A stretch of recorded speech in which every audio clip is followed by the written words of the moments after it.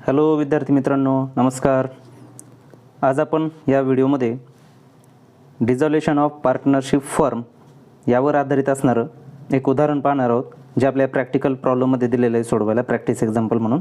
उदाहरण नंबर 2 आहे. यामध्ये आपल्याला काय करायला सांगितलेलं आहे? जर्नल एंट्रीज बनवायला सांगितलेलं आहे. आता जर्नल एंट्रीज बनवत असताना पहिल्यांदा आपल्याला काय करायचं आहे? हा आपला जर्नल एंट्रीचा फॉर्मॅट आहे. तुम्ही अगोदरच जरा तयार करून ठेवलेला आहे, वेळ जाऊ नये म्हणून.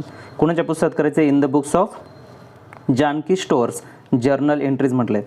आता इथे पहिला आहे डेट, पर्टिक्युलर, सेलेब, डेबिट अमाऊंट रुपीज आणि क्रेडिट अमाऊंट रुपीज. जेव्हा आपण जर्नल एंट्री करतो त्यावेळेस आपल्याकडे जे काही बॅलन्सेस असतात ते बॅलन्सेस म्हणजे जे अकाउंट ओपन करणार आहे त्यांचे बॅलन्सेस आपल्याला इथं घ्यायचे नाही आहेत, बरोबर की नाही? बघा कोणताही बॅलन्स आहे, इथं कॅश बॅलन्स आहे, म्हणजे बँकेचा बॅलन्स आहे, पार्टनरचे कॅपिटल बॅलन्सेस आहे, हे तर आपण काय करत नाही आहे, घेत नाही. म्हणजे बाकीचे राहिलेल्यांसाठी आपल्याला काय करायचे आहेत? आता एंट्रीज करायचे आहेत. मग पहिल्यांदा आपण काय करूया, जी काही लायबिलिटी आहे त्या लायबिलिटी आपण काय करत असतो? रिलायझेशन अकाउंटला ट्रान्सफर करत असतो.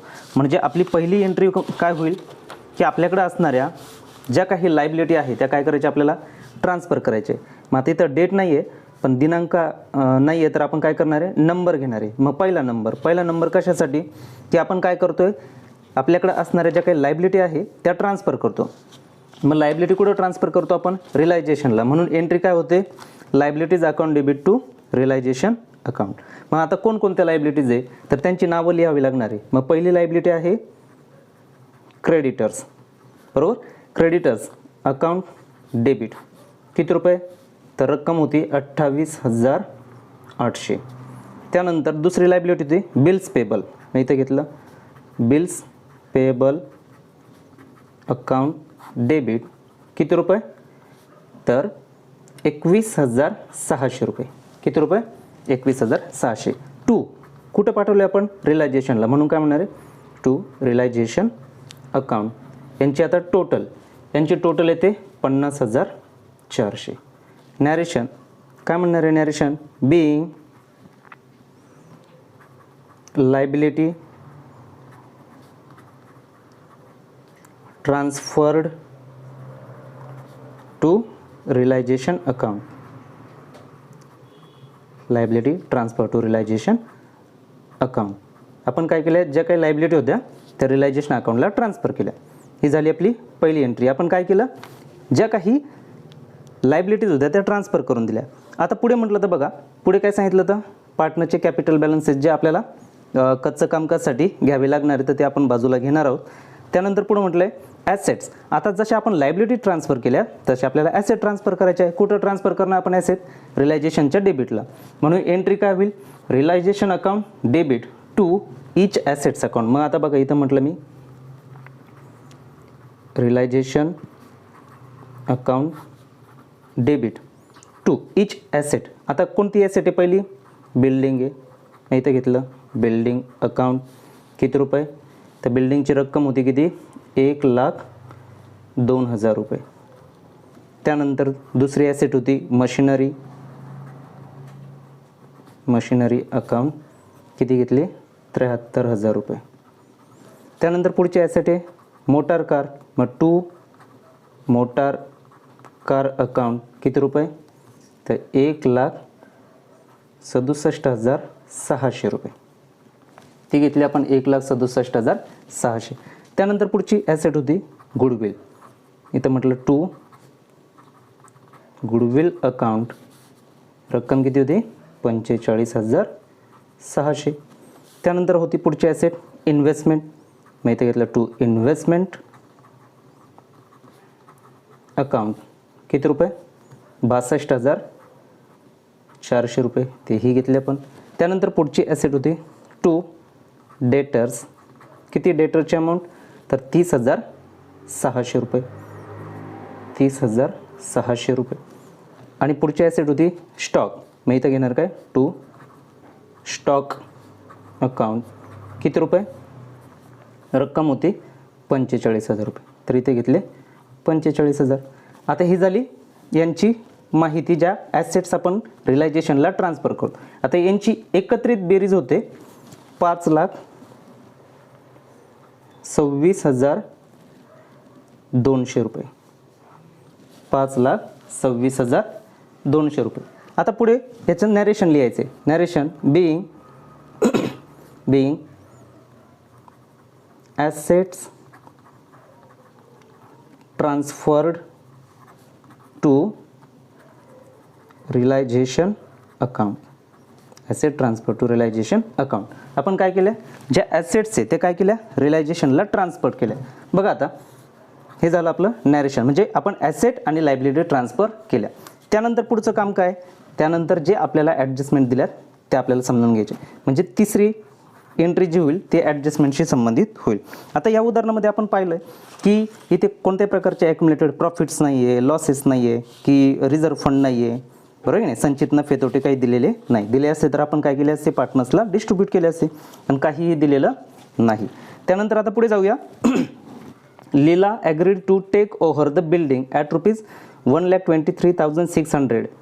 लीलाने काय केलं आहे, बिल्डिंग टेकन ओव्हर केली. म्हणजे जेव्हा एखादा भागीदार व्यवसायातली मालमत्ता टेकन ओव्हर करत असेल तर मग एंट्री काय होईल, कोण घेतं आहे, पार्टनर्स घेते. काय त्या पार्टनरचं नाव, लीला. म्हणून इथं होणार आहे लीला कॅपिटल अकाउंट डेबिट. किती रुपये, तर 1,23,600. टू कुठून जाणारी ही ॲसेट, रिलायझेशनमधून, म्हणून आपण म्हणणार टू रिलायझेशन अकाउंट. किती रुपये, 1,23,600. Narration being building taken over. ही झाली तिसरी एंट्री. म्हणजे जे सांगितलं आहे त्यानुसार चालेल. आता पुढे सांगितलं बघा, मंदा टूक over goodwill stock and debtors at book values. आता इथपर्यंत समजून घेऊ. पहिल्यांदा मंदाने काय काय घेतलं आहे, गुडविल घेतलं आहे, स्टॉक घेतला आणि डेटर्स. आता ह्या तिघांना कोणी घेतलं, टेकन ओव्हर केलं आहे, मंदाने. म्हणून एंट्री काय होईल, एंट्री होईल Manda capital account debit to realisation account. कारण की ॲसेट कुठून गेल्या, रिलायझेशनमधून. आता ह्या तिघांची बेरीज आपल्याला करावी लागेल.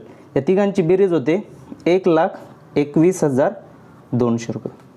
किती बेरीज होते, 1,21,200. आता बुक व्हॅल्यूला सांगितलं, म्हणजे बघा काय काय सांगितलं आपल्याला. बघा काय, स्टॉक, डेटर्स आणि गुडविल या तिघांची काय केली आपण, बेरीज केली. ती बेरीज किती आली, 1,21,200 रुपये. म्हणून आपण इथे डायरेक्ट लिहून टाकली. नॅरेशन काय, बीइंग.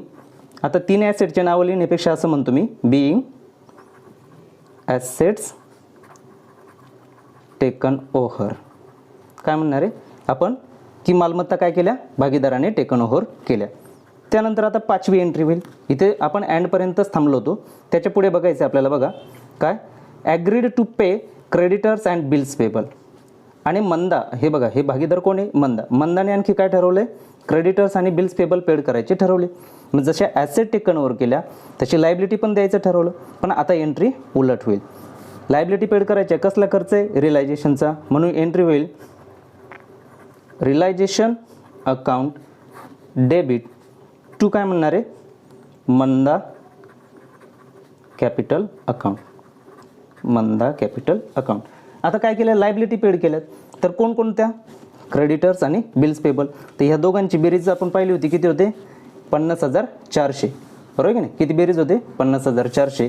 तर इथे आपण लिहून टाकू किती आहे त्या, ॲग्रीड म्हणजे कोणत्या व्हॅल्यूला, ज्या आहे त्या किमतीला. बरोबर की नाही. मग 50,400ला काय केलं, ह्या ज्या काही लायबिलिटी आहे ते द्यायचं भागीदाराने ठरवलं. मग इथं नॅरेशन घेऊ आपण, बीइंग लायबिलिटी डिस्चार्ज म्हणून, डिस्चार्ज बाय कोणी, तर मंदाने, बाय मंदा. ओके. त्यानंतर आता आपल्याला पुढे बघायची सहावी एंट्री. बघा काय म्हटलं, motor car and machinery realise ₹1,51,080 and ₹31,680 respectively. म्हणजे मोटार कार विकली आणि मशिनरी विकली. किती रुपयाला, 1,51,080 आणि 31,680. म्हणजे आता इथं काय केले, मालमत्ता विकल्या. म्हटल्यावर काय होणार आहे, मालमत्ता विकल्या याचा अर्थ पैसे आपल्याकडं येणार. मग पैसे आले तर कुठे येणार, बँकेत येणार. मग एंट्री होईल काय, bank account debit. Bank account debit. आता दोन मालमत्ता आहे, ह्या दोन्हींची किंमत आपण एकत्र केली तर त्याची रक्कम येते 1,82,760. 1,82,760. टू ह्या ॲसेट गेल्या कुठनं? रिलायझेशनमधून गेल्या, म्हणून इथं म्हणणार आहे काय? To realisation account. To realisation account. किती रुपये? सेम अमाऊंट 1,82,760 रुपये. आता नॅरेशन काय म्हणणार आहे? Being assets realise. काय म्हणणार आहे? Being asset relate. मालमत्ता काय केल्या? विकल्या. आतापर्यंत आपल्या 6 एंट्री झाल्या. आता आपल्याला पुढची एंट्री नंबर घ्यायची आहे 7. आता ही 7 नंबरची एंट्री कशासाठी होते बघा. इथं म्हटलं इन्व्हेस्टमेंट. बघा तर आपल्या सगळ्या 9 एंट्री करून झालेल्या आहेत. आता ह्या 9 एंट्री करून झाल्यानंतर आपल्याला काय करायचं आहे? रिलायझेशन अकाउंट क्लोज करायचं आहे. मग रिलायझेशन अकाउंट क्लोज करण्यासाठी ह्या ज्या झालेल्या 9 एंट्री आहे यांची आपल्याला काय करावं लागलं? अगोदर लेजर पोस्टिंग करावं लागेल किंवा ते एका ठिकाणी कच्चं कामकाज आपल्याला करावं लागेल. त्यासाठी बघा वेळ जाऊ नये म्हणून मी कच्चं काम करण्यासाठी इथे एका पेजवर तयार करून ठेवलं होतं. आपला वेळ जाणार नाही आहे. आता हे काढलं तर रिलायझेशन अकाउंट. रिलायझेशन अकाउंटला सगळे जे काही रिलायझेशन अकाउंट जेवढे आहेत, रिलायझेशन अकाउंटच्या डेबिटला जाणारे सर्व आयटम्स इथं ट्रान्सफर केलेत, बरोबर, आणि रिलायझेशनच्या क्रेडिटला असणाऱ्या सर्व रक्कम इकडं ट्रान्सफर केल्या. आता हे केलं असतं असं निदर्शनास झालं की डेबिट साईड जादा आहे 5,83,400 रुपये आणि क्रेडिट साईड कमी आहे 5,33,400 रुपये. म्हणजे डेबिट साईड ही खर्चाची असते आणि क्रेडिट ही उत्पन्नाची. म्हणजे काय? खर्च जास्त आहे उत्पन्नापेक्षा, म्हणजे काय झाला? तोटा झाला. मग 5,83,400 मधनं 5,33,400 वजा केले आणि तोटा झाला किती? 50,000 रुपये. हा जो तोटा झाला 50,000, तो तोटा आपल्याला भागीदारांना डिस्ट्रीब्यूट करायचा आहे. म्हणून इथे केलं आपण बघा 50,000 भागिले किती केले? 6. आता 6 का केले? तर त्याचं कारण आहे ह्या भागीदारांचा रेशो आहे 3:2:1. म्हणजे एकूण रेशो किती झाला? 3 आणि 2 5 आणि 1 6. म्हणून आपण भागिले किती केले? इथे 6 केले. मग हा भागाकार केला असता उत्तर किती आलं? 8,333.33. मग पहिल्याचा हिस्सा किती आहे? 3. मग 8,333 गुणिले 3 बरोबर उत्तर आलं 24,999.99. म्हणजेच आपण काय करू? 25,000 पकडू. त्यानंतर 8,333.33 गुणिले 2 केलं, त्याचं उत्तर आलं 16,666.66. आता पॉईंट 50च्या पुढे म्हणून आपण काय केला? पुढचा पॉईंट पकडला, म्हणून इथं 66 ऐवजी 67 घेतला. 16,667. तिसरा भागीदार आहे त्याचा एक हिस्सा आहे म्हणून 8,333.33 आहे. आता पुढं 50च्या आत आहे म्हणून आपण अलीकडली संख्या पकडली 8,333 रुपये. आता हा लॉस काय करायचा? आपल्याला त्यांना पार्टनर्सला ट्रान्सफर करायचा आहे. म्हणून इथे पण जसं मी रिलायझेशनचे आयटम्स घेतले होते तसंच इथं काय केलं आहे? इथे काय केलं आहे? हा जो पार्टनर्स आहे या पार्टनरचे पण बॅलन्सेस इथं टाकून घेतलेले आहे. आता हे जे काही लॉस आहे हा लॉस आपल्याला काय करायचा आहे? ट्रान्सफर करायचा आहे. कुणाला ट्रान्सफर करायचा आहे? पार्टनर्सला. म्हणून एंट्री होते partners capital account debit to realisation account. तर ही आपली 9 नंबरची एंट्री झालेली आहे. काय? Partners capital account debit to realisation account. हा 50,000 रुपये तोटा आपण काय केला? पार्टनर्सला ट्रान्सफर केला. त्यानंतर आता पुढची एंट्री होईल आपली नंबर 10. एंट्री नंबर 10 होईल. कशासाठी? की हे सगळं केल्यानंतर आता आपल्याला करायचं आहे पार्टनरचं कॅपिटल अकाउंट क्लोज. पार्टनरचं कॅपिटल अकाउंट क्लोज करताना बघायचं आपल्याला की पार्टनरचा कोणता बॅलन्स निघतो? डेबिट बॅलन्स निघतो की क्रेडिट बॅलन्स? म्हणजे भागीदारांना व्यवसायात पैसे आणावे लागतात की भागीदारी संस्था भागीदारांना पैसे देते? ते आपण बघूया. पहिलं पार्टनर्स आहे कुंद. 1,08,000 रुपये क्रेडिट साईड आहे. किती आहे? 1,08,000 रुपये. मग डेबिट साईड पण तेवढीच यायला पाहिजे 1,08,000, म्हणून इथं 1,08,000 रुपये लिहिले. आता डेबिटला काही रक्कम होत्या का? होत्या. पहिली रक्कम काय होती? 55,440 आणि 8,333. आता हे 55,440 काय? मालमत्ता टेकन ओव्हर केली आणि 8,333 काय? हा रिलायझेशनचा लॉस कुंदाच्या वाट्याला आलेला. अशी एकूण झाली 63,773 रुपये. म्हणजे 1,08,000 मधून जर आपण 63,773 रुपये वजा केले तर रक्कम शिल्लक राहते 44,227. सेम प्रोसेस आता मंदाच्या क्रेडिट साईडला करायची. मंदा कॅपिटल अकाउंटची क्रेडिट साईड जास्त आहे 1,94,400 रुपये येते. मग इथे 1,94,400 रुपये येण्यासाठी किती कमी पडतात शोधायचे. मग त्यासाठी परत अगोदरच्या काही रकमा होत्या का? डेबिट साईडला होत्या ना. इथं ॲसेट टेकन ओव्हर केले होते 1,21,200. आणि लॉस तिच्या वाट्याला आला होता 16,667. यांची बेरीज आली 1,37,867 रुपये. मग 1,94,400 मधून 1,37,867 वजा केले, उत्तर आलं आपलं किती? 56,533 रुपये. ही रक्कम कमी पडली. सेम आता तिसरा पार्टनर आहे लीला. लीलाची क्रेडिट साईड होती 2,27,160 रुपये. मग 2,27,160 रुपये येण्यासाठी लीलाच्या डेबिटला काही होतं का? होतं ना. लीलाने पण काय केलं होतं? काही ॲसेट टेकन ओव्हर केल्या होत्या. 1,23,600 रुपयाच्या ॲसेट टेकन ओव्हर केल्या होत्या आणि लीलाच्या वाट्याला रिलायझेशनचा लॉस किती आला होता? 25,000 रुपये आला होता. मग ह्या दोघांची बेरीज जर केली तर ती येते 1,48,600, की जी आपल्याला काय करायची आहे? वजा करायची आहे 2,27,160 मधून. मग 2,27,160 वजा 1,48,600 केली असता उत्तर आलं आपलं किती? 78,560 रुपये उत्तर येतं. किती उत्तर येतं? 78,560 रुपये. आता याचा अर्थ काय? की ही रक्कम डेबिट साईडला कमी पडते. म्हणून इथं लिहिलंय बघा, काय नाव दिलं मी? टू बँक अकाउंट नाव दिलं. आणि बँकेच्या क्रेडिटला इथं म्हटलंय बघा काय? समजा इथं आता आपण असं म्हणू शकतो, काय म्हणणार आहे? बाय. आता हे कच्चं कामकाज आहे म्हणून काय पूर्ण व्यवस्थित लिहिलेलं नाही आहे बघा. बाय लीला कॅपिटल अकाउंट. लीला कॅपिटल अकाउंट किती कमी पडलेत लीलाला? 78,560 रुपये. इथं टाकलेत 78,560. 56,533 रुपये. कोणाच्या कॉलमला? मंदा कॅपिटल अकाउंट 56,533 रुपये. त्यानंतर पुढे होते कुंदा कॅपिटल अकाउंट 44,227. कुंदा कॅपिटल अकाउंट 44,227. ही माहिती आपण इथे लिहिली. आता बँकेचा जो ओपनिंग बॅलन्स होता तो होता 3,360 रुपये. ओके. त्यानंतर बँकेत आपण हा जो डेबिट साईडला आणखी एक बॅलन्स दिसतो 1,82,760 रुपये. हा बॅलन्स कसला? तर रिलायझेशनमधून आपण काही मालमत्ता विकल्या होत्या. मालमत्ता विकून जो पैसा आला तो बँकेच्या डेबिटला आला, बरोबर. म्हणून 1,82,760 रुपये इथे जमा आहे. अशी एकूण डेबिट साईड किती आहे? 1,86,120 रुपये. ठीक आहे. त्याचप्रमाणे रिलायझेशनचा खर्च आला होता. इथं काय म्हटलं तर बाय रिलायझेशन आपण म्हणू शकतो. कसला खर्च आहे हा? रिलायझेशनचा खर्च होता 6,800 रुपये. आणि 6,800 रुपये आणि या भागीदारांचा येणारा हा बॅलन्स. आता यांची हे बँक अकाउंट जे आहे हे बँक अकाउंट क्लोज करताना डेबिट साईड होती 1,86,120 रुपये आणि क्रेडिट साईडसुद्धा जर आपण यांची बेरीज करून पाहिली तर 1,86,120 रुपयेच येते. म्हणजे दोन्ही बाजू टोटल होतात. आता आपल्याला एक एंट्री करायची बघा. आता एंट्री काय करायची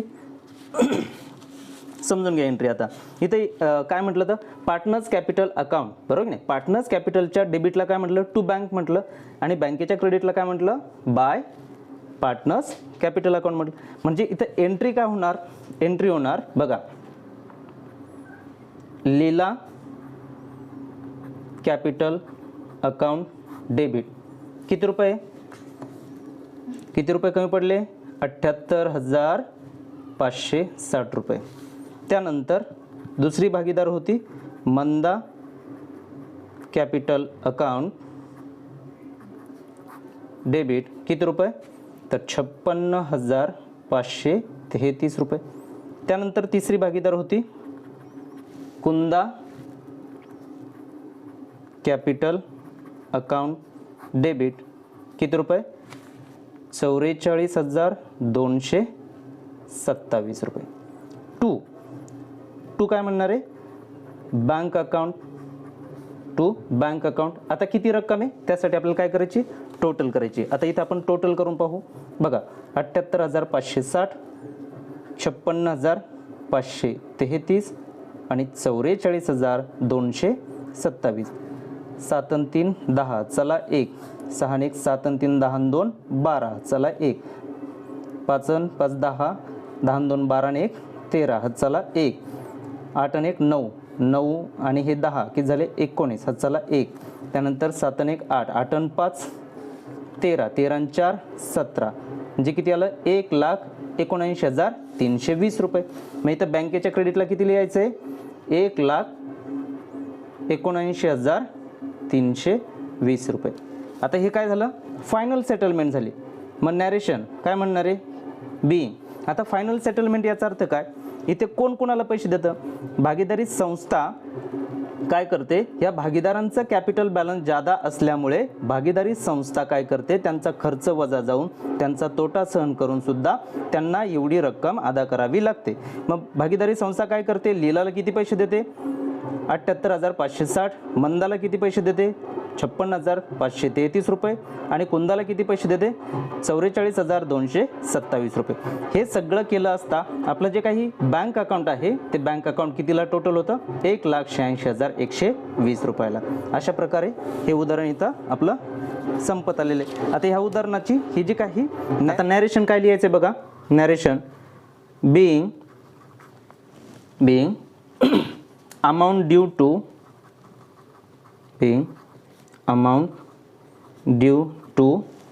partner, amount due to partners